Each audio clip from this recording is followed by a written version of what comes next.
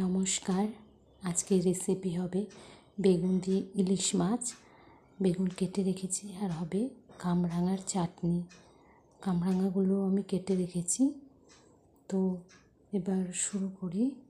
আগে আমি কড়াইতে তেল দিয়ে দিয়েছি, ওর মধ্যে সর্ষে আর শুকনো লঙ্কা ফোড়ন দিয়ে কামরাঙাগুলো একটু ভাজা ভাজা করে নিলাম। নেবার পরে একটু ভালো করে ভেজে ভেজে নিতে হবে। তার আগে কামরাঙাটা একটু গরম জলে আমি ভাপিয়ে নিয়েছিলাম, কামরাঙার মধ্যে যে কষ ভাবটা থাকে ওটা বার করে দেবার জন্য। তো ভাজা ভাজা হয়ে যাবার পর ভালো করে মিষ্টি দিয়ে দিলাম, কারণ কামরাঙা তো এমনিই নরম, আর ওটা সেদ্ধ করার জন্য ওয়েট করার দরকার নেই। ভালো করে মিষ্টি দিয়ে বা জল দিয়ে দিলাম, ভালোই লাগে মোটামুটি খেতে।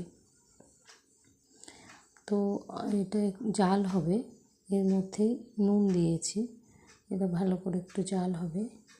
আর একদম রেডি হয়ে গেল আমার কামরাঙার চাটনিটা। প্রথমে চাটনিটা করে নিলাম, এইবার মাছ রান্নার পালা।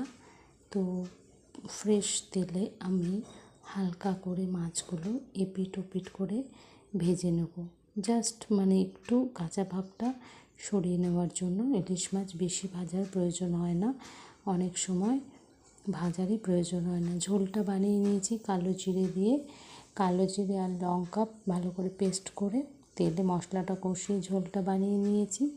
আগে মাছটা দিয়েছিলাম, তারপর সমস্ত কিছু হয়ে গেলে পরে ভাজা বেগুনটা দিয়ে দিলাম।